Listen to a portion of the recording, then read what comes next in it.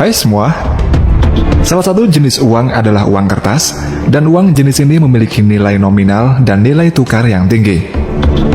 Untuk membuat uang kertas, ternyata memiliki proses yang rumit dan panjang.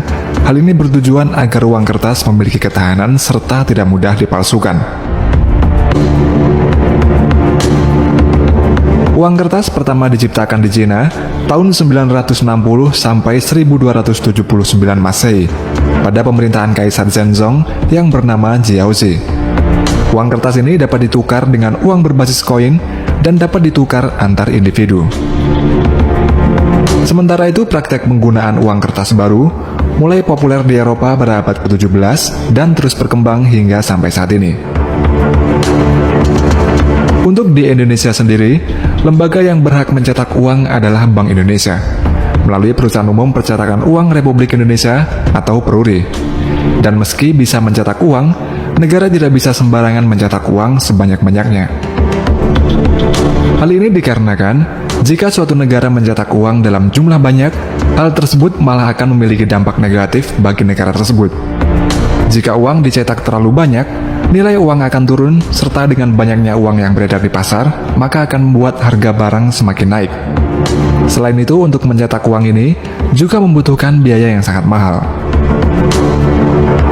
Dalam membuat uang kertas baru, memerlukan beberapa tahapan, seperti mengadakan rapat untuk membahas berapa banyak uang yang harus dicetak atau dibuat.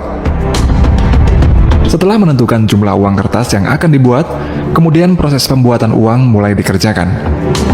Sebelum mencetak uang baru, perlu dilakukan desain uang kertas. Setelah desain uang kertas ini selesai, proses selanjutnya adalah engraving yang nantinya digunakan untuk mesin print.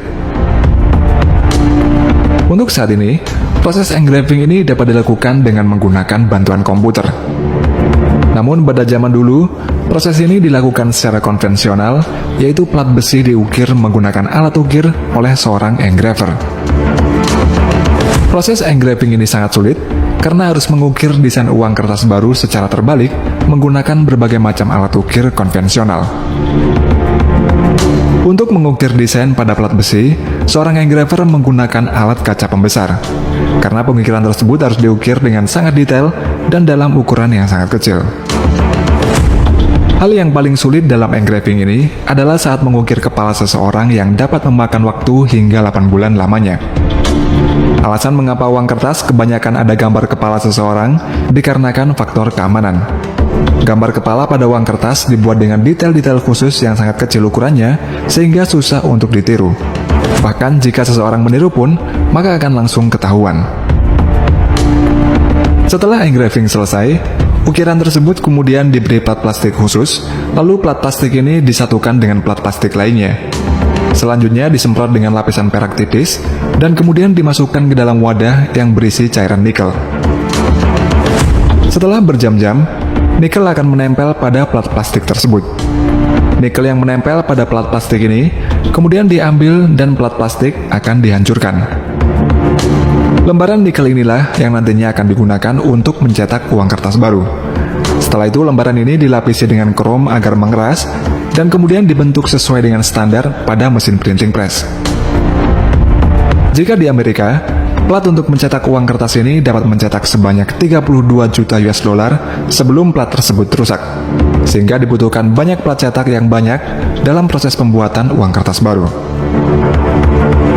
Selanjutnya, sebelum uang kertas dicetak, maka kertas yang akan digunakan untuk mencetak dibuat terlebih dahulu.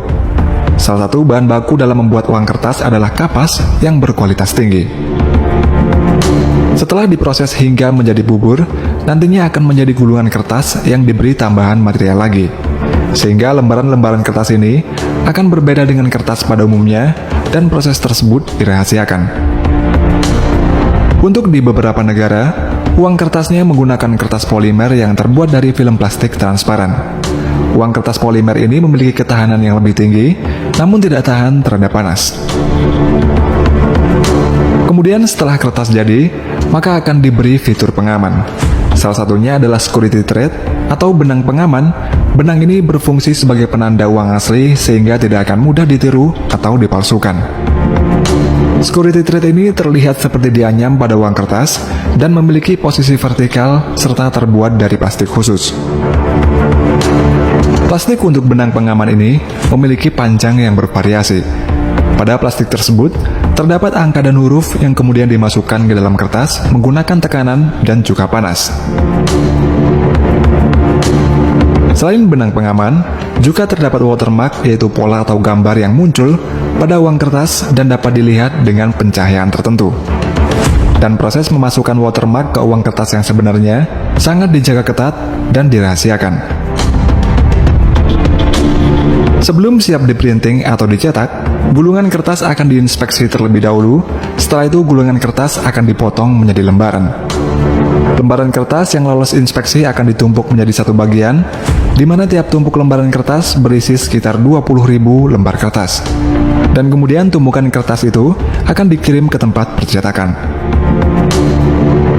Lembaran kertas itu akan masuk ke dalam proses offset printing. Proses ini seperti menyablon pada kedua sisi uang kertas dengan warna dasar uang. Offset printing ini harus sesuai di kedua sisinya hingga hitungan milimeter. Untuk selanjutnya adalah intaglio printing, yakni proses mencetak uang kertas sehingga hasil cetakan akan menjadi sedikit timbul di atas permukaan uang kertas. Setelah plat cetak diberi tinta, kemudian kertas dimasukkan dan proses printing dimulai. Intaglio printing ini lebih rumit daripada cetak offset, karena begitu mesin berjalan hanya bisa mencetak satu sisi uang kertas, berbeda dengan cetak offset yang bisa mengerjakan dua sisi sekaligus. Ketika selesai dicetak, lembaran uang kertas ini kemudian diperiksa, dan lembaran uang itu akan dimasukkan ke dalam mesin scan untuk melihat standar kesesuaiannya. Tidak hanya itu saja, kepadatan tinta pada lembaran uang kertas juga dilihat apakah sudah sesuai dengan standar atau belum. Selanjutnya, setiap uang kertas akan diberi nomor seri. Salah satu tujuan nomor seri uang adalah untuk mengetahui jumlah uang yang beredar dan menjadi identitas dari setiap uang yang beredar. Oleh karena itulah, tidak akan pernah ada uang yang memiliki nomor seri yang sama, dan sistem pemberian nomor seri ini juga berbeda-beda untuk tiap negara. Setelah diberi nomor seri, uang kertas tersebut akan diperiksa lagi untuk mengecek kesesuaiannya. Setelah lolos dari pemeriksaan, barulah lembaran-lembaran ini akan dipotong-potong dengan mesin pemotong, dan uang kertas yang sudah dipotong ini kemudian ditumpuk menjadi satu dan dikirim ke bank sentral.